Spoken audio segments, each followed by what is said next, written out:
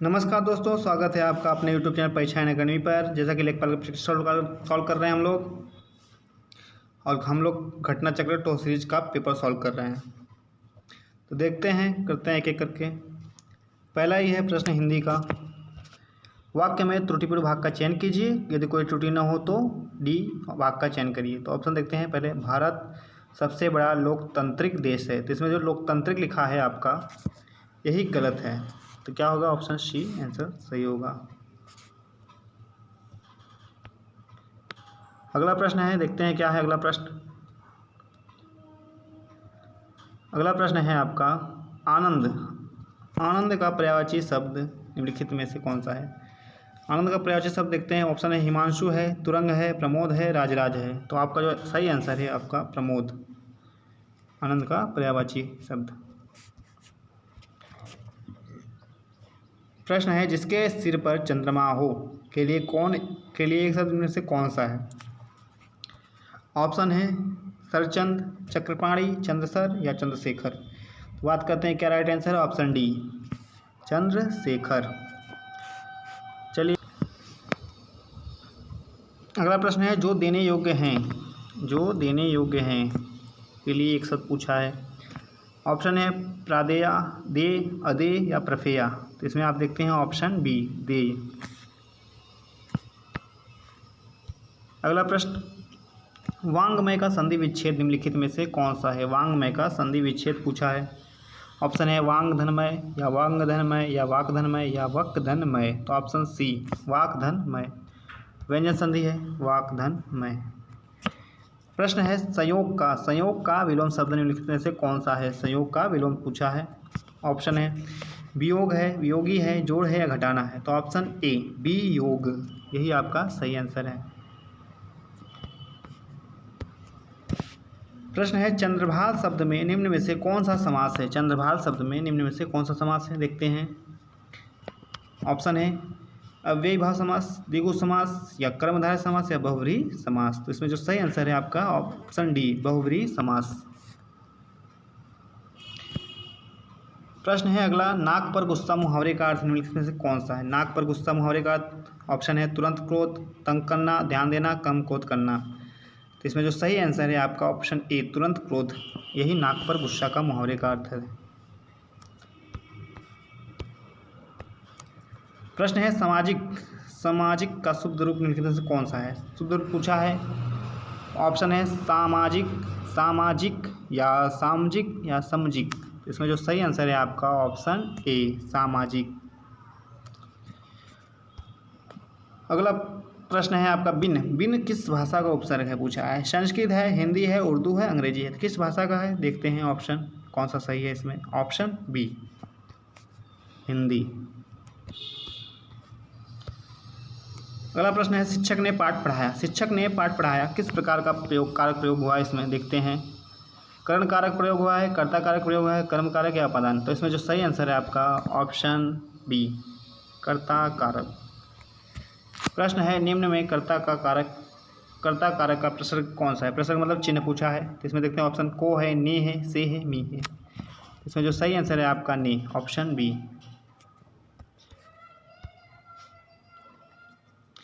अब देखिए अगला प्रश्न है आपका, हिंदी में कितने लिंगों का प्रयोग होता है? हिंदी में कितने लिंगों का प्रयोग होता है? जैसे जानते हैं हम, पुल्लिंग होता है, स्त्रीलिंग होता है, बस दो। इसलिए ऑप्शन बी सही होगा आपका। प्रश्न है, अपवाद को छोड़कर वर्णमाला के अक्षरों के नाम किस लिंग में हैं? अपवाद को छोड़कर वर्णमाला के अक्षरों का लिंग पहचानना किस लिंग में होते हैं? तो हम बात करते हैं कौन सा सही है। तो ऑप्शन है पुल्लिंग, यही आपका सही है। वर्णमाला अक्षर ज़्यादातर पुल्लिंग में होते हैं। अगला प्रश्न है, देखते हैं निम्नलिखित में से किसका प्रयोग सदैव बहुवचन के रूप में होता है? तो क्या है बहुवचन के रूप में प्रयोग होता है? प्राण है, मुनि है, लता है, साधु है। तो कौन सा ऑप्शन सही है जो सदैव बहुवचन में प्रयोग होता है? तो आप देखेंगे इसमें जो प्राण लिखा है ऑप्शन ए यही आपका सही है, जो सदैव बहुवचन में प्रयोग होता है। अगला प्रश्न है, हिंदी में मैं का बहुवचन होगा। मैं का बहुवचन पूछा है। ऑप्शन है हम दोनों, हम सब, हम लोग। तो क्या सही होगा इसमें? देखते हैं ऑप्शन कौन सा सही होता है। तो ऑप्शन ए हम, मैं का बहुवचन हम होता है। अगला प्रश्न करते हैं, देखते हैं क्या है। बिल्ली छत से कूद पड़ी, बिल्ली छत से कूद पड़ी, क्या है इसमें, देखते हैं कौन सा कारक है। अधिकरण होगा, कर्म कारक होगा, संप्रदान होगा या अपादान कारक होगा। देखते हैं क्या है। तो इसमें ऑप्शन डी जो अपादान कारक है यही आपका सही है। अलगाव का बात करते हैं तो अपादान कारक होता है। प्रश्न है अगला, इसके लिए कुछ किया जाए या जिसको कुछ दिया जाए, इसका बोध कराने वाले शब्द में कौन सा कारक होगा। इंपॉर्टेंट प्रश्न है, कर्ता चिन्ह वाला प्रश्न पूछा गया है। तो हम देखते हैं कौन सा है, कर्ता है कि अपादान है, संप्रदान है कि अधिकरण है। तो इसमें जो सही होगा आपका संप्रदान, ऑप्शन सी।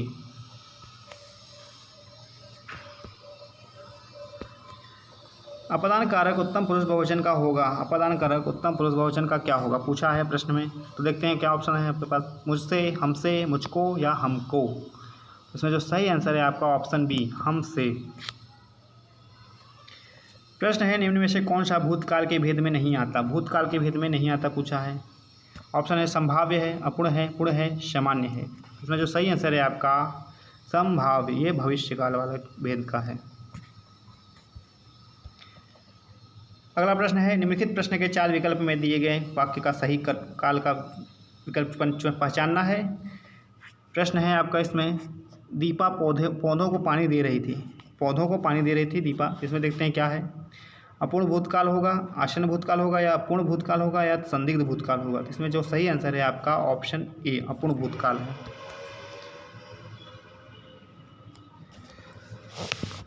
प्रश्न है, पराजय में उपसर्ग है, पराजय में उपसर्ग पूछा है, क्या है। ऑप्शन है फ, पर, परा या जय। तो ऑप्शन जो हमारा है सी, परा, यही सही है। अगला है, अपहरण में उपसर्ग पूछा है, अपहरण में क्या उपसर्ग है। ऑप्शन है आपका हरण, अ या रण या अप। तो इसमें जो डी ऑप्शन है आपका यही सही है, अप। निर्देश में लिखा है, निम्नलिखित वाक्यों में से उनके प्रथम तथा अंतिम अंश संख्या 1 से 4 के अंतर्गत दिए गए हैं। बोध वाले 4 अंश य, र, ल, व के अंतर्गत बिना क्रम के हैं। चारों को एक उचित क्रमानुसार व्यवस्थित करना है। चलो करते हैं, देखते हैं क्या है। समाचार पत्रों में क्या है, समाचार पत्रों में इसके बाद आगे क्या मिलाना है, देखते हैं क्या होगा।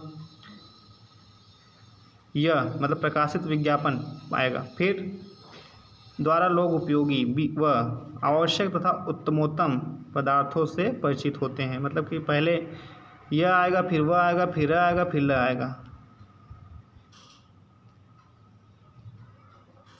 यह, वह, फिर ल। तो इसमें ऑप्शन देखते हैं कौन सा है, ऑप्शन डी वाला, डी वाला ऑप्शन आपका सही है।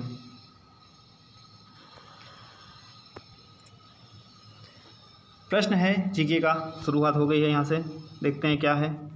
किस राज्य में द्विसदनीय विधायिका है। ऑप्शन है मध्य प्रदेश है, पश्चिम बंगाल है, उत्तर प्रदेश है, पंजाब है। तो इसमें हम जानते हैं कि उत्तर प्रदेश में द्विसदनीय विधायिका का प्रमाण है।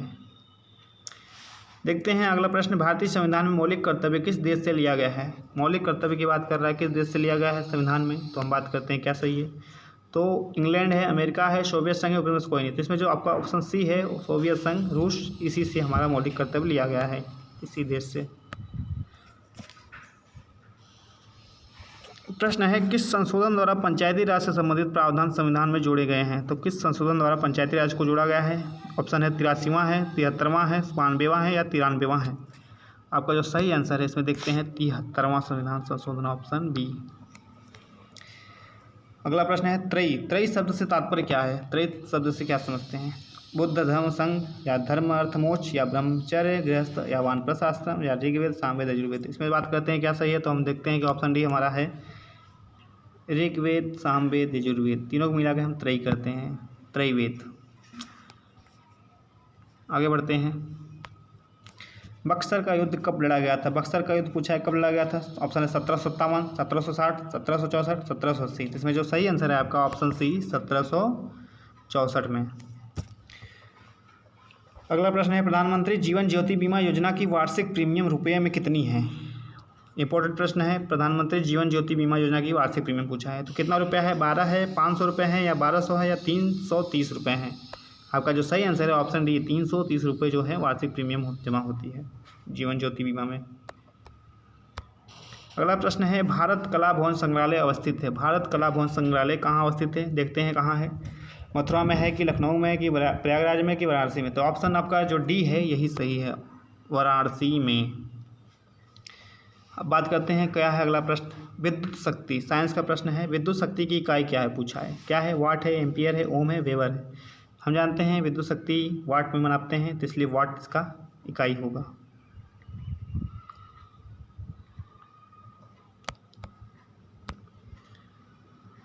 प्रश्न है निम्नलिखित में से कौन सा पदार्थ फोटोग्राफी में प्रयुक्त होता है? फोटोग्राफी में प्रयुक्त होने वाला पदार्थ कौन सा है? ऑप्शन है cupric oxide, sodium bicarbonate, sodium thiosulphate, इनमें से कोई नहीं। तो इसमें देखते हैं क्या सही है ऑप्शन हमारा। इसमें ऑप्शन सी सही है, सोडियम थायोसल्फेट। अगला प्रश्न है जंतु व्यवहार के अध्ययन को कहते हैं, जंतु व्यवहार के अध्ययन को क्या कहते हैं? इथोलॉजी, इकोलॉजी या एंटोमोलॉजी? इनमें से कोई नहीं ऑप्शन है। तो देखते हैं क्या इसमें सही है। तो हम बात करते हैं ऑप्शन की सही, तो इसमें देखते हैं A option, ethology.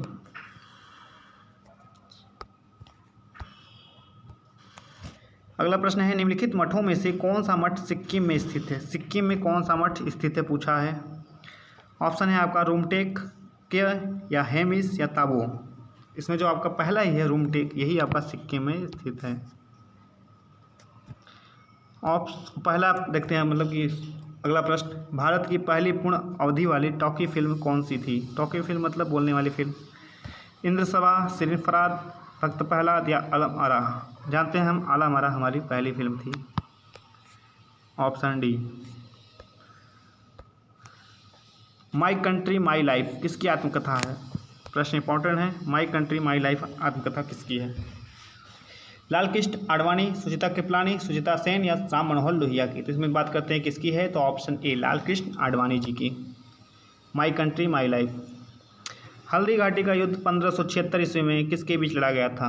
Haldi Ghati का युद्ध 1576 ईस्वी में किसके बीच लड़ा गया था? ऑप्शन है शेरशाह हुमायूं, महाराणा प्रताप अकबर, मोहम्मद गोरी पृथ्वीराज चौहान या इब्राहिम लोदी या बाबर?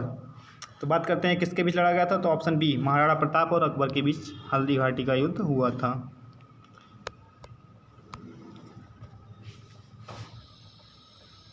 अगला प्रश्न है 1757 ईस्वी में प्लासी के युद्ध में सिराजुद्दौला के साथ किसने विश्वासघात किया था? 1757 ईस्वी में प्लासी के युद्ध में सिराजुद्दौला के साथ किसने विश्वासघात किया था? तो ऑप्शन है हमारा हैदर अली, मीर कासिम, मीर जाफ़र, अवध के नवाब। देखते हैं कौन सही है इसमें। Option C, Mir Jafar. अगला प्रश्न है किसी कंप्यूटर की परमानेंट मेमोरी क्या कहलाती है? किसी कंप्यूटर की परमानेंट मेमोरी क्या कहलाती है? ऑप्शन है रैम, सीडी रोम, रोम या सीपीयू? तो इसमें जो सही आंसर है आपका ऑप्शन सी, ROM, रोम। चलिए आगे चलते हैं, अगला प्रश्न करते हैं। प्रश्न है सुमेलित नहीं है पूछा है। बंदरगाह एक तरफ है, एक तरफ स्थान है, पूछा है कौन सुमेलित नहीं है? जैसा कि हम जानते हैं जवाहरलाल नेहरू बंदरगाह न्यूहा शेवा जो महाराष्ट्र में स्थित है, ये आपका सही है, सुमेलित है। कामराजार विशाखापट्टनम आंध्र प्रदेश, मतलब ये कामराजार जो बंदरगाह ये विशाखापट्टनम, ये सुमेलित नहीं है। ये कहाँ है? ये आपका तमिलनाडु में है।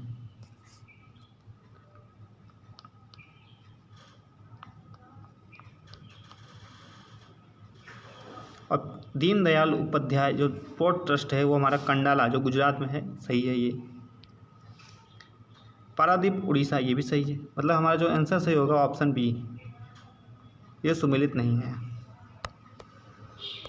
आगे देखते हैं, मिलाते हैं क्या है। सूची 1 को सूची 2 से मिलाना है। एक तरफ झील है, एक तरफ उसके स्थान है कहाँ पे स्थित हैं। तो बात करते हैं कोलेरू झील। कोलेरू झील कहाँ स्थित है, मिलाद करते हैं। देखते हैं कोलेरू झील हमारा ऑप्शन ए का 3 में आंध्र प्रदेश। चिल्का झील, चिल्का झील कहाँ है? बी का 1 उड़ीसा। उलर झील कहाँ है? जम्मू कश्मीर में। सांभर झील राजस्थान में। मतलब कि ए का 3, बी का 1, मतलब ऑप्शन ए पहला ही सही है आपका। भारत सरकार द्वारा दिया जाने वाला तृतीय उच्चतम नागरिक पुरस्कार कौन सा है? भारत सरकार द्वारा दिया जाने वाला तीसरे स्थान पर जो नागरिक पुरस्कार होता है वो कौन सा है? पद्मश्री होगा, पद्म विभूषण होगा, पद्म भूषण होगा या भारत रत्न? तो इसमें जो बात करते हैं सही आंसर की, तो ऑप्शन सी, पद्म भूषण जो होता है ये हमारा तृतीय उच्चतम नागरिक पुरस्कार होता है। बात करते हैं अगले प्रश्न की। निम्नलिखित में से किस केंद्र शासित प्रदेश में विधानसभा का प्रावधान है? किस केंद्र शासित प्रदेश में विधानसभा का प्रावधान पूछा है। जम्मू कश्मीर है, दिल्ली है, पुडुचेरी है, सभी। तो बात करते हैं किसके साथ, देखते हैं कि सभी में है। ऑप्शन डी सही होगा हमारा। दिल्ली में भी है, जम्मू कश्मीर में भी है, पुडुचेरी में भी है। जनगणना 2011 के संबंध में निम्नलिखित में से कौन सही नहीं है, पूछा है कौन सही नहीं है। लिखा है सर्वाधिक 10 की वृद्धि वाला राज्य कौन सा है, तो ये मेघालय आपका ये सही है। सर्वाधिक जनसंख्या घनत्व वाला राज्य बिहार, ये भी सही है। सर्वाधिक ग्रामीण जनसंख्या प्रतिशत वाला राज्य सिक्किम, ये आपका सही नहीं है, ये आपका गलत है, यही सुमेलित नहीं है। बाकी अगला जो हमारा है सर्वाधिक नगरीय जनसंख्या वाला राज्य जो महाराष्ट्र, ये भी सही है। तो बात करते हैं सर्वाधिक ग्रामीण जनसंख्या प्रतिशत वाला राज्य क्या है, तो इसमें बात करते हैं क्या सही होगा। तो हम देखते हैं हिमाचल प्रदेश हमारा जो है यही है। अगला प्रश्न है भारत में कर्मचारियों के महंगाई भत्ते का निर्धारण का आधार है। भारत में कर्मचारियों के महंगाई भत्ते का निर्धारण का आधार क्या है। प्रति व्यक्ति आय है, राष्ट्रीय आय है, उपभोक्ता कीमत सूचकांक है या जीवन स्तर है। बात करते हैं क्या सही है इसमें। ऑप्शन सी उपभोक्ता कीमत सूचकांक, ये आपका ऑप्शन सी सही है। अगला प्रश्न है महेंद्रगिरी बायोस्फीयर जैवमंडल रिजर्व किस राज्य सरकार द्वारा प्रस्तावित किया गया है। महेंद्रगिरी बायोस्फीयर जैवमंडल रिजर्व किस राज्य सरकार द्वारा प्रस्तावित किया। उत्तर प्रदेश है, उड़ीसा है, तेलंगाना है, असम है। तो बात करते हैं क्या सही है। Option B Orissa.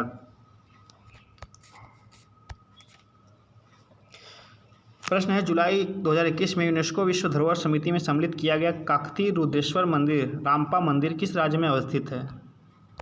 Most important प्रश्न है। रामपा मंदिर किस राज्य में अवस्थित पूछा है। आंध्र प्रदेश है, कर्नाटक है, तमिलनाडु है, तेलंगाना है। तो इसमें जो सही आंसर आपका होगा तेलंगाना में। अगला प्रश्न है हाल ही में किस देश ने स्वयं को चरम निर्धनता से पूर्णतः मुक्त घोषित कर दिया है। पूर्णतः किससे मुक्त किया है, चरम निर्धनता से। कौन देश से, देखते हैं। भारत है, ब्राज़ील है, चीन है, बांग्लादेश है। इसका जो सही आंसर आपका होगा ऑप्शन सी चीन।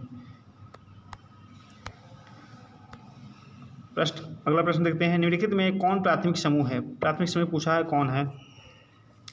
ऑप्शन है परिवार, राजनीतिक समूह, कारखाना, महाविद्यालय। इसमें जो सही आंसर है आपका ऑप्शन ए परिवार।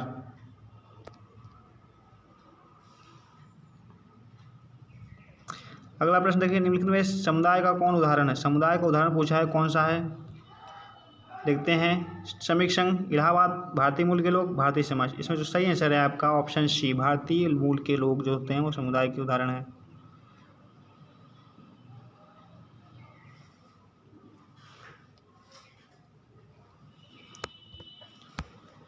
अगला प्रश्न है निम्नलिखित में से सांस्कृतिक विलंबन किसे कहते हैं। सांस्कृतिक विलंबन पूछा है किसे कहते हैं। ऑप्शन है जब भौतिक संस्कृति अभौतिक संस्कृति के पीछे रह जाती है या जब अभौतिक संस्कृति भौतिक संस्कृति के पीछे रह जाती है। ऑप्शन है जब दोनों प्रकार एक बिंदु पर बने रहते हैं या ऑप्शन है उपरोक्त में से कोई नहीं। तो इसमें देखते हैं क्या सही है हमारा। तो ऑप्शन बी जब अभौतिक संस्कृति भौतिक संस्कृति के पीछे रह जाती है उसमें क्या होता है, सांस्कृतिक विलंबन होता है। प्रश्न है निम्नलिखित में से कौन औद्योगिक समाज से परंपरागत समाज से पृथक करता है। निम्नलिखित में से कौन औद्योगिक समाज को परंपरागत समाज से पृथक करता है, कौन है, देखते हैं। ऑप्शन है मध्यम वर्ग की उपस्थिति, वर्ग आधारित अंतर, सामाजिक गतिशीलता, उपरोक्त सभी। इसमें जो सही आंसर है हमारा देखते हैं क्या है, ऑप्शन डी।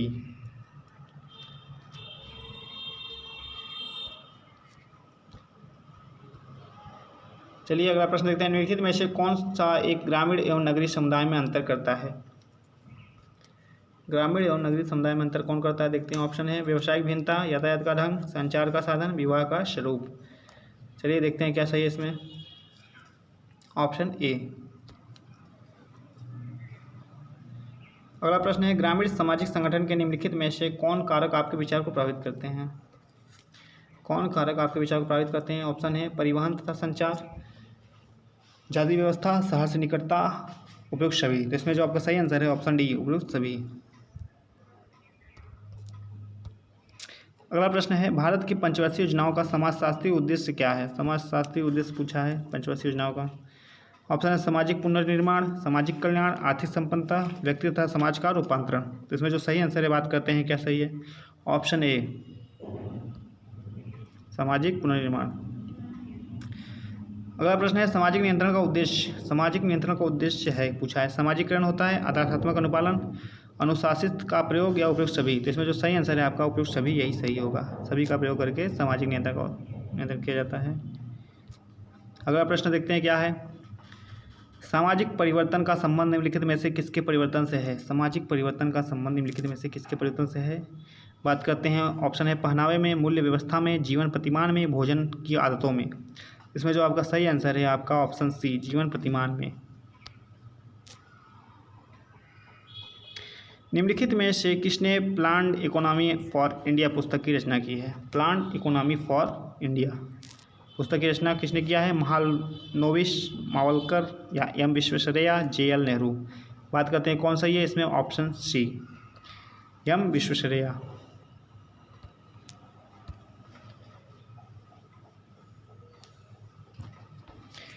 ग्रामीण क्षेत्रों में समग्र विकास और परिवर्तन लाने में सबसे अहम भूमिका किसकी होती है।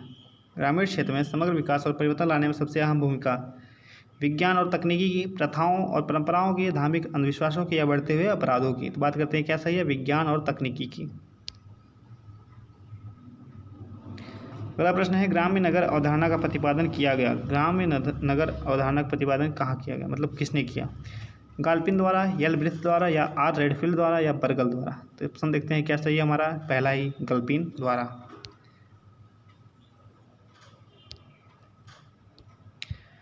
अगला प्रश्न है, ग्रामीण भारत के विकास में प्रमुख बाधा कौन सी। ग्रामीण भारत के विकास में प्रमुख बाधा क्या है। भूमि का अभाव है, धन का अभाव है, स्थानीय लोगों में स्वयं के बीच लड़ाई झगड़े और ईर्ष्या है, अशिक्षा है। तो बात करते हैं क्या सही है हमारा, ऑप्शन सी, स्थानीय लोगों में स्वयं के बीच लड़ाई झगड़े एवं ईर्ष्या। प्रश्न है, उस वर्ष को चिन्हित करें। उस वर्ष को चिन्हित करें जिसमें समेकित ग्रामीण विकास कार्यक्रमों को प्रारंभ किया गया। तो कौन से वर्ष में हम समेकित ग्रामीण विकास को प्रारंभ किए थे, तो देखते हैं कौन सा हमारा ऑप्शन है 1982, 1978, 1981, 1985। इसका जो राइट आंसर है ऑप्शन बी, 1978। प्रश्न है, एकीकृत ग्रामीण विकास कार्यक्रम का प्राथमिक उद्देश्य क्या था।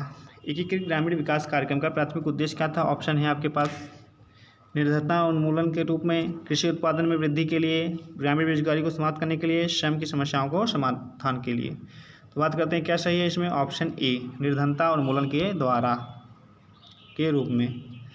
प्रश्न है, ग्रामीण विकास कार्यों के लिए स्वर्ण जयंती ग्राम रोजगार योजना का कब प्रारंभ हुई। प्रश्न है, ग्रामीण विकास कार्यों के लिए स्वर्ण जयंती ग्राम रोजगार योजना कब प्रारंभ हुई। 1 अप्रैल 1999, 2 अक्टूबर 1995, 15 अगस्त 1947, 26 जनवरी 1996। तो बात करते हैं क्या सही है इसमें, पहला ही ऑप्शन 1 अप्रैल 1999, यही सही है हमारा।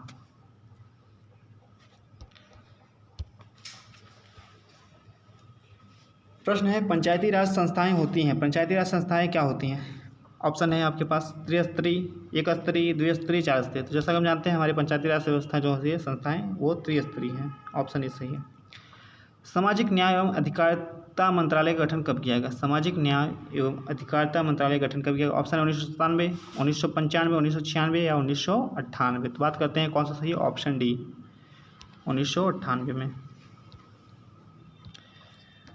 प्रश्न है, प्रतिष्ठा योजना किससे संबंधित है। प्रतिष्ठा योजना किससे संबंधित है। ऑप्शन है चर्मकार से, बसोट से या सिर पर मानव मल ढोने वाले सफाई कामगार से, उपयोग से कोई नहीं। बात करते हैं क्या सही है इसमें, ऑप्शन सी, सिर पर मानव मल ढोने वाले सफाई कामगार। अगला प्रश्न है, social change in modern India. Social change in modern India पुस्तक के लेखक कौन है। Social change in modern India पुस्तक के लेखक, ऑप्शन है एम श्रीनिवास, वाई सिंह, आंद्रे बेतई या टी.के. उम्मन। तो बात करते हैं क्या सही है इसमें, पहला ही आपका सही है, ऑप्शन ए, एम श्रीनिवास।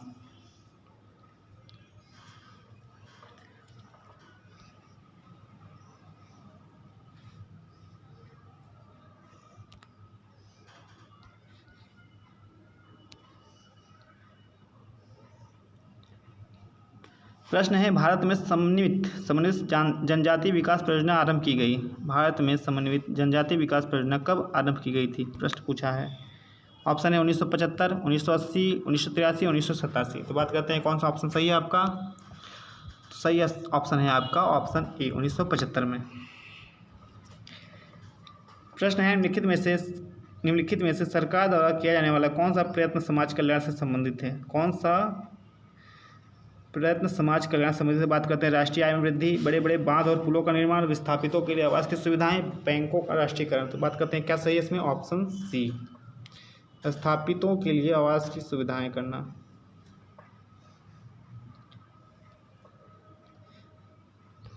अगला प्रश्न है हमारे, सामाजिक शोध का प्रथम चरण क्या होता है? सामाजिक शोध का प्रथम चरण विषय का चयन करना, विधि का प्रयोग, आंकड़ों का विश्लेषण, तथ्यों का संकलन। इसमें जो सही आंसर है आपका पहला ही, विषय का चयन करना। प्रश्न है, किसी सामाजिक अध्ययन में कौन एक आवश्यक है? कौन एक आवश्यक है पूछा है सामाजिक अध्ययन में? तो बात करते हैं दिन प्रतिदिन भ्रमण में, अध्ययन क्षेत्र और निर्देश, वाटिका और बगीचे, नदी क्षेत्रों का दौरा। तो इसमें जो आपका सही आंसर है आपका अध्ययन क्षेत्र और निर्देश में। आज का अंतिम प्रश्न है, देख लेते हैं, हिंदू संस्कार पुस्तक के लेखक कौन है? हिंदू संस्कार पुस्तक के लेखक कौन है? G S. Bhatt, S P. Nagendra, doctor Rajvali Pandey, Rajeshwar Pandey. तो इसमें आपका जो सही आंसर है option C, doctor Rajvali Pandey.